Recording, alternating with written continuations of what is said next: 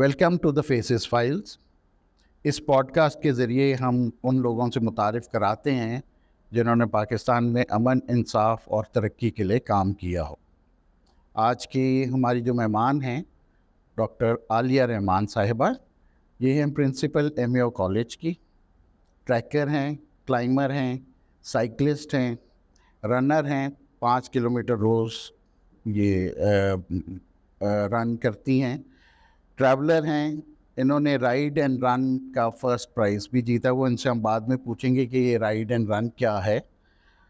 और एक और बहुत जो मुझे मुतासिर किया है इनकी बातों से कि ये कैंसर सर्वाइवर भी हैं, उसके मुतल्लिक भी हम इनसे बातचीत करेंगे। डॉक्टर साहिबा, welcome podcast. Thank you very much for having me. जी, थैंक यू आपका कि इतना टाइम निकाला आपने और आई, और हम ये पॉडकास्ट सेट करते हुए भी काफ़ी हमने टाइम आपका लिया है। हमने सुना है और देखा भी है इंटरनेट पे, आपकी यूट्यूब पे, कि आप साइकिल पे आती हैं जी जी कॉलेज। जी। तो क्या मोटिवेशन है, क्यों साइकिल पे आती हैं और कैसे ये शुरू हुआ, या क्या आपके ज़हन में है इसका? एक्चुअली साइकिलिंग तो सारे बचपन में सीखते हैं, हमने भी, हमारे फादर ने हमें सिखाई। लेकिन फिर पढ़ाइयों में, कॉलेजेस में फिर मौका ही नहीं मिला। जब मैं पीएचडी करने ऑस्ट्रिया गई तो वहाँ पे मेरी यूनिवर्सिटी थी 5 किलोमीटर दूर। और ऑस्ट्रिया, आपको मालूम है, इतना खूबसूरत जगह है। हमारा छोटा सा टाउन था, यूनिवर्सिटी टाउन, तो एक रिवर के ऊपर से गुजर के जाना पड़ता था। तो मैंने फिर वहाँ साइकिल ली और 4 साल मैं साइकिलिंग करती रही। साइकिल पे यूनिवर्सिटी जाती थी और घर आती थी। अच्छा। तो जब मैं वापस आई तो वो मुझे एक फ़िक्र थी कि हमारा मुल्क कैसा है, वैसा है, ये ऑपरेशन होगी, पता नहीं मैं कैसे रहूँगी। आदत सी हो गई थी कंफर्टेबल लाइफ की। तो आई तो फिर मैंने यहाँ आके भी साइकिलिंग शुरू कर दी। अच्छा। कि कॉलेज जाना होता था तो आई जस्ट रियलाइज्ड कि मैं पूरी एक गाड़ी लेकर जाती हूँ, पोल्यूशन भी होती है, पेट्रोल भी लगता है, और आई फील, जिसको कहते हैं, बाउंड। तो साइकिल पे आई फील फ्री। अच्छा। जी जी। तो माशाल्लाह हमारा मुल्क इतना अच्छा है, हमारे लोग इतने अच्छे हैं। मुझे I have been like cycling for the last 7-8 years continuously. As principal भी मैं जाती रही हूँ, कभी मुझे किसी ने तंग नहीं किया। ये तो कभी भी एक मौका नहीं आया कि अब मैं कहूँ कि देखो लोगों ने तंग करते हैं, आवाज़ कसते हैं। बल्कि अब तो चूंकि थोड़े से लोग मुझे पहचानते हैं तो वो जाते हुए कहते हैं, ए वो प्रिंसिपल सी, ए मैं ओदी प्रिंसिपल जा रही सी। तो बड़ा अच्छा लगता है। लोग पहचानने लग जी, गए जी, हैं और रिकग्नाइज करने लग गए हैं। जी जी यही हम चाहते हैं कि आप रिकग्नाइज की जाएं और मोटिवेट करें कि अगर आप कर सकती हैं तो बाकी क्यों नहीं। बिल्कुल। आपने ये एक जो अचीवमेंट साइकिलिंग, ट्रैकिंग में, और ये राइड एंड रन कॉन्टेस्ट है, इसके बारे में भी थोड़ा सा बताएंगे? जी जी। एक्चुअली ये सारी चीज़ें फिर मुझे पीएचडी से ही रिलेट करनी पड़ेंगी, क्योंकि पीएचडी जब कर रही थी तो वो यूरोप का मुल्क था। वहाँ ट्रैवलिंग की, शेंगन वीज़ा था, सारी यूरोपियन कंट्रीज़ में अपने कोलीग्स के साथ जब छुट्टी मिली गई, वो ट्रैवलिंग का एक शौक पूरा हो गया। पर पूरा क्या हो गया, स्टार्ट हो गया। फिर जब पाकिस्तान आई तो मुझे हुआ कि मैं कहाँ जाऊँगी अब, वीज़े तो लगना मुश्किल है, तब तो लगा हुआ था स्टूडेंट वीज़ा। फिर मैंने कहा कि अपने मुल्क को एक्सप्लोर करते हैं। तो I started going, like Karachi गई, फिर गिलगित बल्तिस्तान गई, तो फिर वो एक एडिक्शन हो गई। फिर वहाँ के ग्रुप्स, शुरू में ग्रुप्स में के साथ जाती थी, फिर ताल्लुकात बन गए गाइड्स के साथ।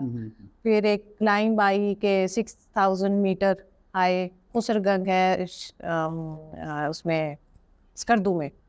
तो वो क्लाइंबिंग की ट्रेनिंग पहले ली, फिर क्लाइंब किया। लेकिन फिर ये कि पता चला कि मैं कर सकती हूँ, लेकिन इससे ज़्यादा, क्योंकि मेरा एक बेटा है माशाल्लाह, तो इतना नहीं करना कि मुझे कुछ हो जाए और वो अकेला रह जाए। तो लेकिन K2 बेस कैंप तक गई हूँ, स्नो लेक किया है, रश लेक किया है, I mean you name it. 1-2 bucket list है। तो ये हो गई है मेरी ट्रैकिंग और क्लाइंबिंग का। और साइकिलिंग का फिर वही हुआ कि फिर मुझे था कि अकेले कॉलेज आना, बस आई मीन 15 किलोमीटर चले गए और 15 आ गए, 13 आ गए। फिर यहाँ लाहौर में ग्रुप्स हैं साइकिलिंग के, तो वो मैंने ज्वाइन किए। एक क्रिटिकल मास लाहौर है, अदील शाहिद हैं, वो हर संडे, हर रोज़ भी जाते हैं, उनके साथ स्टार्ट की। तो वो फिर कैनाल पे राइड शुरू की। तो उनके थ्रू ये होते थे, जो डीसी लाहौर या कमिश्नर लाहौर ऑर्गेनाइज करते हैं, तो इस तरह का एक ये कंपटीशन था, तो जिसमें राइड एंड रन का, ride and run. 5 kilometre running थी और थोड़ी साइकिलिंग थी। तो साइकिलिंग में मैं फर्स्ट आई थी, आई मीन एज ग्रुप के हिसाब से, हाँ लेडीज में जी, मेल में तो नहीं, फीमेल में मैं फर्स्ट आ गई। अच्छा, तो वो मुझे 25,000 का चेक मिला था। अच्छा, जी जी, बस खुशी हुई थी कि at least I am doing something good. हाँ जी, फर्स्ट प्राइज इतने लोगों में लेना ये अचीवमेंट ही है, ये कोई छोटी बात तो नहीं है। बस ऐसे ही। तो आप कैंसर सर्वाइवर भी हैं?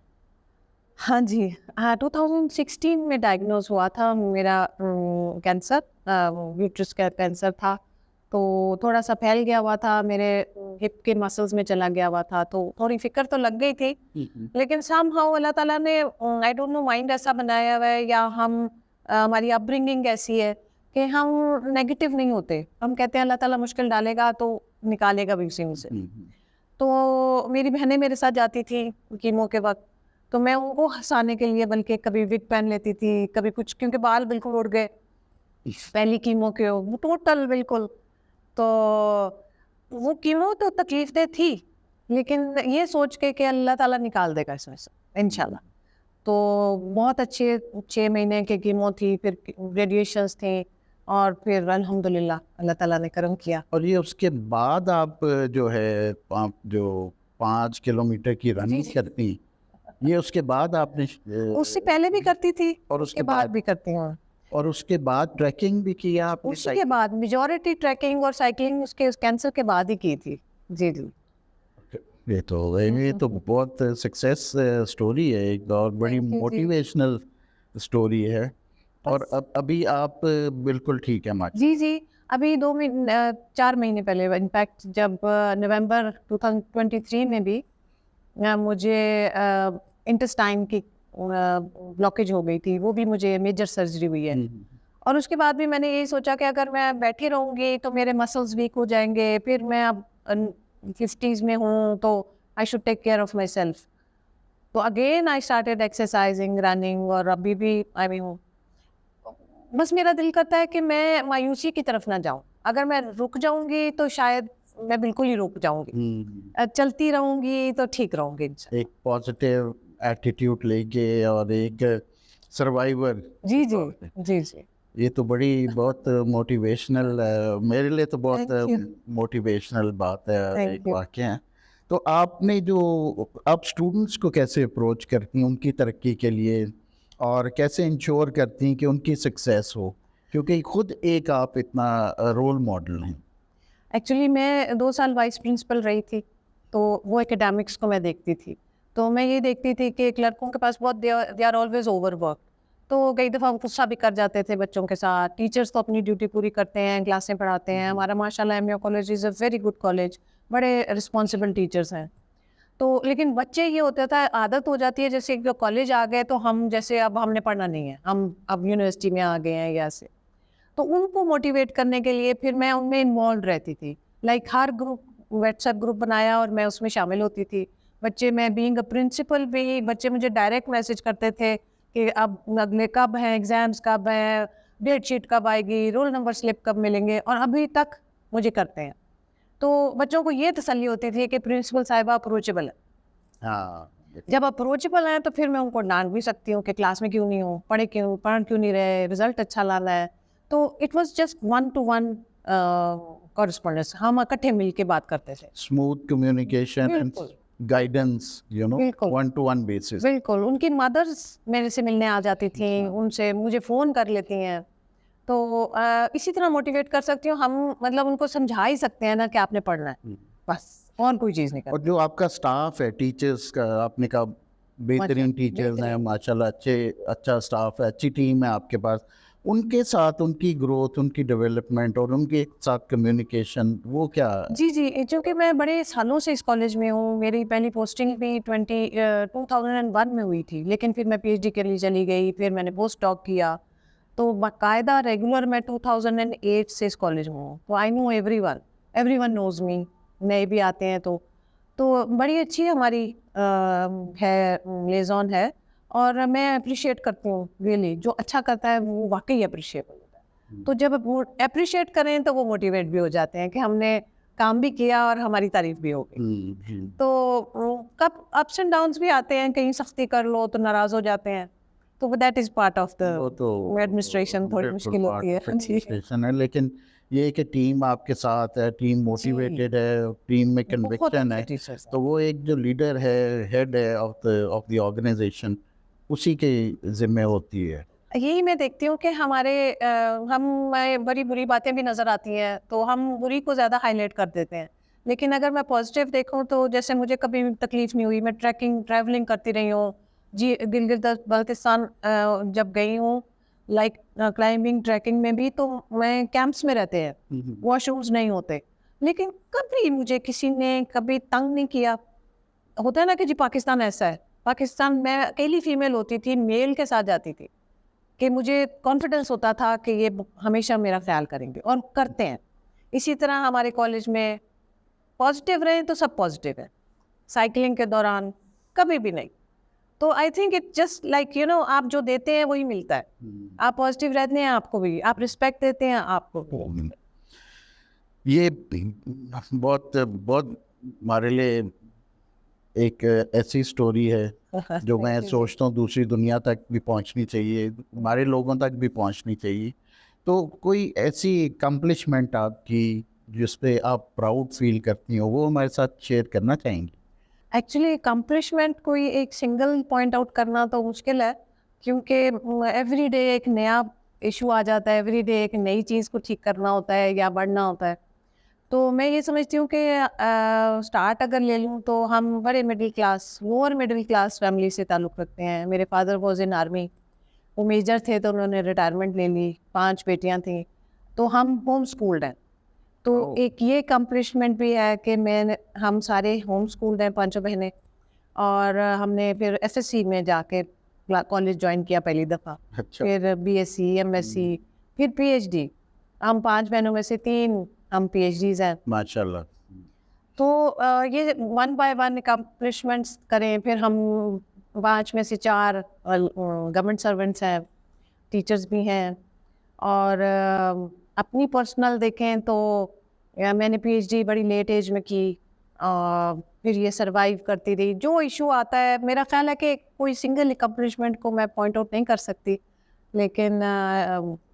लेकिन ये सारी जिस मतलब डेली कोई आता है, हर साल कोई नया प्रॉब्लम आ जाता है, कोई नया एजेंडा होता है जिसको सॉल्व करना है। बीइंग अ प्रिंसिपल वाज कोई ऐसा मुश्किल तरीन डिसीजन जो आपने अपने करियर के दौरान लिया हो? I think the principalship was one of the biggest one. अच्छा। क्योंकि मुझे पता था कि मुझे इसके पे बहुत ज़्यादा हिंड्रेंस मिलेगी। इसको सब मेल कॉलेज कहते थे, लेकिन 2010 में ये कोएजुकेशन में कन्वर्ट हो गया। जब कोएजुकेशन हो गई तो फीमेल टीचर्स भी आ गए, फीमेल स्टूडेंट्स भी आ गए। तो मुझे था कि शायद मैं कोलीग के तौर पे तो आई एम वेल लाइक्ड, लेकिन एज प्रिंसिपल शायद मेरे लिए मुश्किल हो, क्योंकि हमारी उस तरह प्रॉपर ट्रेनिंग नहीं हुई होती कि आप एडमिनिस्ट्रेशन में एकदम से चले जाए। तो fortunately being a vice principal help me a lot, और वही के स्टाफ बहुत अच्छा है। तो दिस वाज द बिगेस्ट, जिसको कहते हैं बिगेस्ट डिसीजन, मुश्किल तरीन डिसीजन जो अपने करियर में और लाइफ में वो लिया आप ये जी, और फॉर्चुनेटली बड़ा अच्छा चला। कितने साल हो गए? 1 साल जी जी, अच्छा। 1 साल ही हुआ है। और अभी आप इसमें आइंदा फ्यूचर में कौन सी ऐसी चीज़ें जो तब्दीली लाना चाहती हैं या ऐसे क्रिटिकल डिसीजंस लेना चाहती हैं जिससे स्टूडेंट्स की और स्टाफ की तरक्की हो? बड़ी चीज़ें ज़हन में आती हैं। एक छोटी सी चीज़ है जो आजकल मेरे ज़हन में आ रही है, क्योंकि हमारा लाहौर बोर्ड का सिस्टम है और हम ब्रिटिश सिस्टम को फॉलो करते हैं। लेकिन जब मैं अपने बेटे के एडमिशन्स और फ्यूचर प्लान्स का देखती थी तो देखती थी कि आईबी या आप कह रहे हैं अमेरिकन सिस्टम जो है ना, वो बड़ा आजकल पूरी दुनिया में है। हमारे में अभी भी मैट्रिक और एफएससी और बीएस तक है, और जब मैट्रिक और इंटर से चलते हैं ना बच्चे, वो ईयरली एनुअल है। एनुअल सारा कोर्स पढ़ के जब आप एग्ज़ाम देते हैं और सेमेस्टर में आपने 4 महीने में ख़त्म करना है, तो बच्चे बड़े कंफ्यूज्ड रहते हैं। तो मेरा दिल है कि काश हम इसको इस तरह ले जाएं कि जैसे ये सेमेस्टर सिस्टम शुरू से चले, ताकि बच्चों की ग्रूमिंग भी इस तरह ही हो और उन पे स्ट्रेस ना हो, क्योंकि एनुअल बहुत स्ट्रेसफुल होता है, पूरा आपने सिस्टम पढ़ के रट के जाना होता है, रटते ही उसमें रटा ज़्यादा है, सेमेस्टर में आपकी समझ ज़्यादा है। तो आई होप उनके कहीं कंट्रीब्यूशन कर सकूँ इस सिलसिले में। और टीचर्स के लिए या अपनी टीम के लिए आप क्या मेरी ये होगी कि आप बस मोटिवेटेड रहें, पॉजिटिव रहें, क्योंकि टीम जो है हमारी ट्रेनिंग्स होनी चाहिए। टीचर्स की भी ना हर साल 2-2 ट्रेनिंग्स हो तो बहुत अच्छा है, बिकॉज जैसे ही लेक्चरशिप में आते हैं तो हमें पता नहीं होता कि बच्चों के साथ डील कैसे करना है। कुछ अपने बच्चों की तरह ट्रीट करते हैं, कुछ लोगों के गैरों के बच्चों की तरह ट्रीट करते हैं तो उसमें ना बच्चे कई बड़े डिमोरलाइज भी हो जाते हैं जब डांट पड़ जाए। अगर ज़्यादा लाड से बात करें तो वो पढ़ते नहीं हैं। तो वो एक ट्रेनिंग हो ना कि आपने बच्चों को कैसे हैंडल करना है। Every teacher should be trained. ये तो बिल्कुल सही बात है। और इससे आप सोचते हैं कि फिर हम डेवलपमेंट की तरफ, तरक्की की तरफ बिल्कुल गामजन होंगे। इंशाल्लाह इंशाल्लाह। मैं चाहता हूँ कि आखिर पे कोई यंग जनरेशन के लिए आप कोई मैसेज दे दें। बस यंग जनरेशन को यही कहूँगी कि आप लोगों ने पॉजिटिव रहना। मुश्किलें पड़ती हैं लेकिन गोल को सामने रखें और मेहनत करने से रुके ना। बस आज भी करना है, कल भी करना है, मोनोटनी हो जाएगी, थक भी जाएंगे, लेकिन ये नहीं भूलना कि मैंने करना क्या है, वो मिल जाएगी चीज़। आपकी स्ट्रगल चलती रहेगी तो आपको जो चाहिए वो अल्लाह ताला देगा। बस पॉजिटिव रहना और मेहनत करना। पॉजिटिव रहें और फोकस्ड रहें। बिल्कुल। Thank you very much doctor साहिबा, आपका बहुत शुक्रिया। वेलकम जी, थैंक यू। यहाँ आप आए, हमें टाइम दिया और बड़ी इंस्पिरेशनल पर्सनालिटी है, बातें हैं आपकी। आई होप कि ये हमारा पॉडकास्ट लोगों तक पहुँचेगा।